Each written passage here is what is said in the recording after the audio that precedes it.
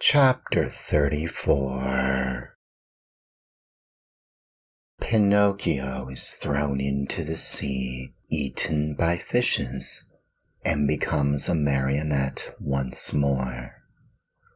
As he swims to land, he is swallowed by the terrible shark.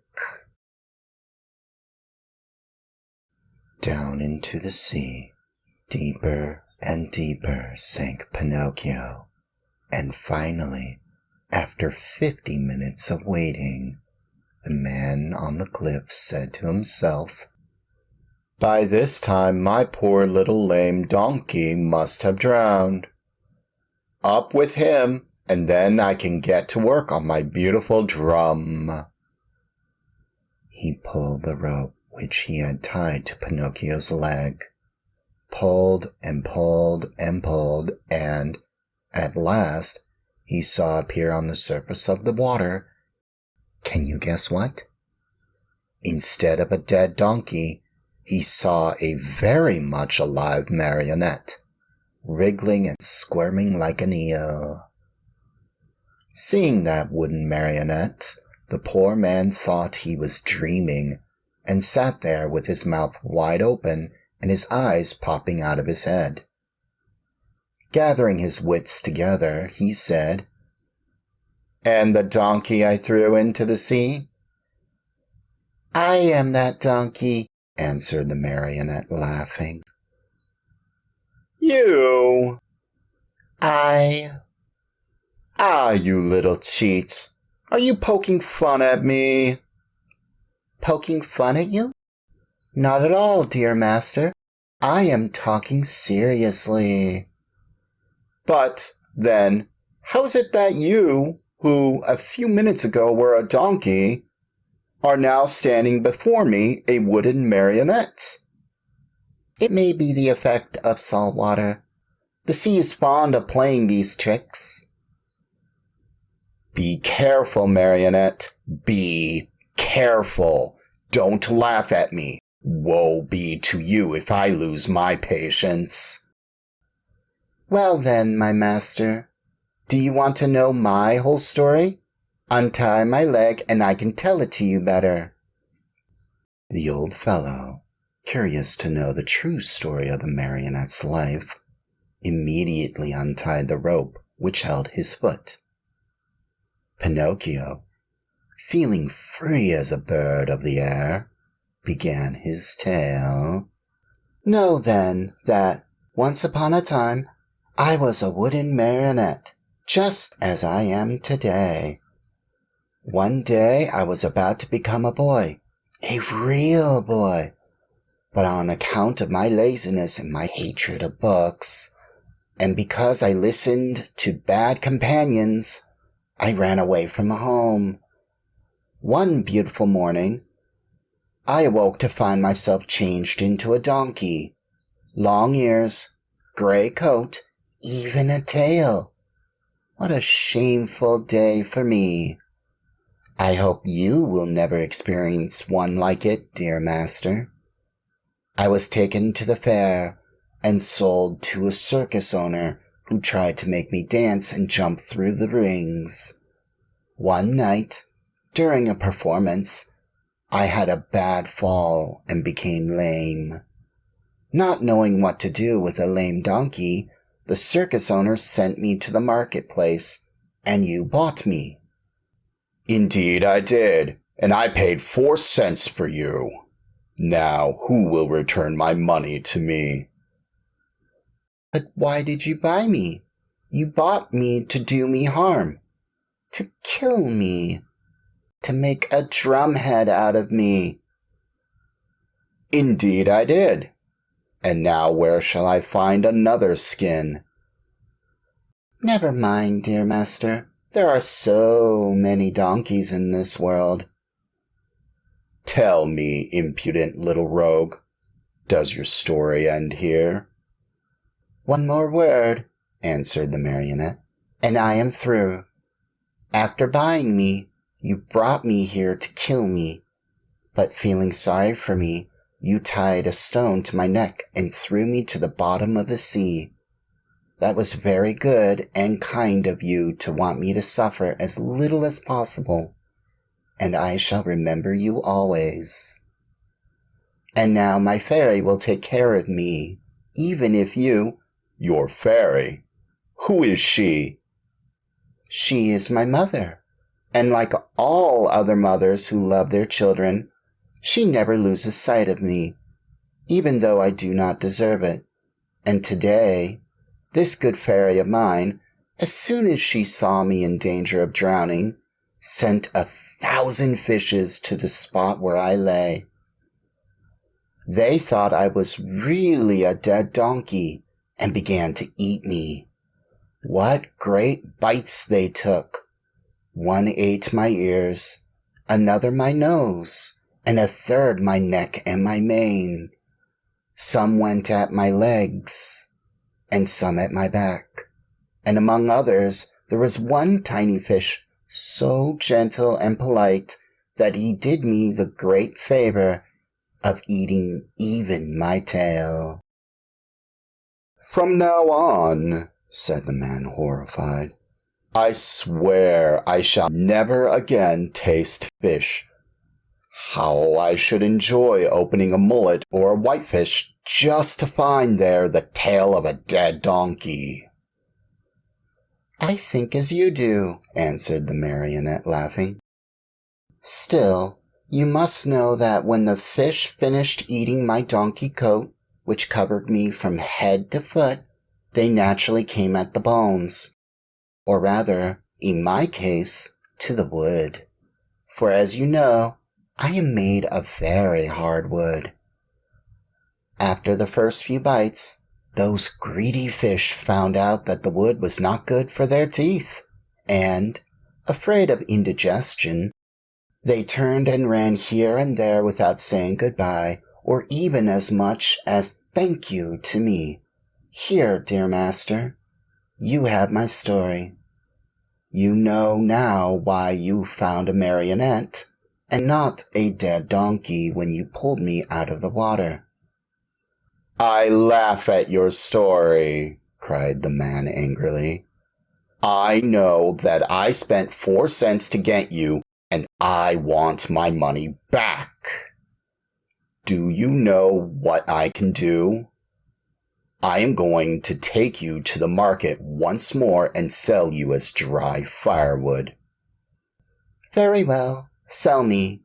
I am satisfied," said Pinocchio. But as he spoke, he gave a quick leap and dived into the sea. Swimming away as fast as he could, he cried out laughing, "Goodbye, master. If you ever need a skin for your drum, remember me." He swam on and on. After a while, he turned around again and called louder than before, "Goodbye, master. If you ever need a piece of good, dry firewood, remember me." In a few seconds, he had gone so far he could hardly be seen. All that could be seen of him was a very small black dot moving swiftly on the blue surface of the water. All that could be seen of him was a very small black dot moving swiftly on the blue surface of the water.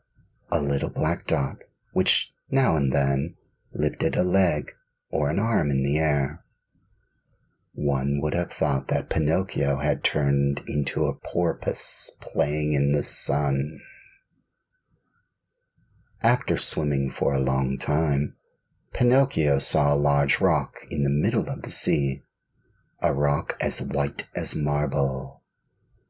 High on the rock stood a little goat, bleating and calling and beckoning to the marionette to come to her. Her coat was not white or black or brown as that of any other goat, but azure, a deep, brilliant color that reminded one of the hair of the lovely maiden. Pinocchio's heart beat fast, and then faster and faster. He redoubled his efforts and swam as hard as he could toward the white rock. He was almost halfway over when suddenly a horrible sea monster stuck its head out of the water. An enormous head with a huge mouth wide open, showing 3 rows of gleaming teeth, the mere sight of which would have filled you with fear. Do you know what it was?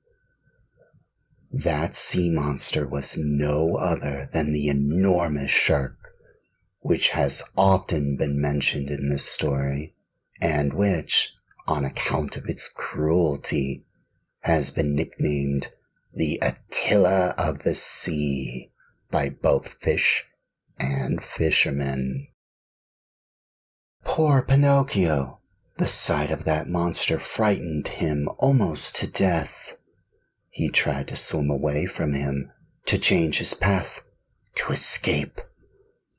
But that immense mouth kept coming nearer and nearer.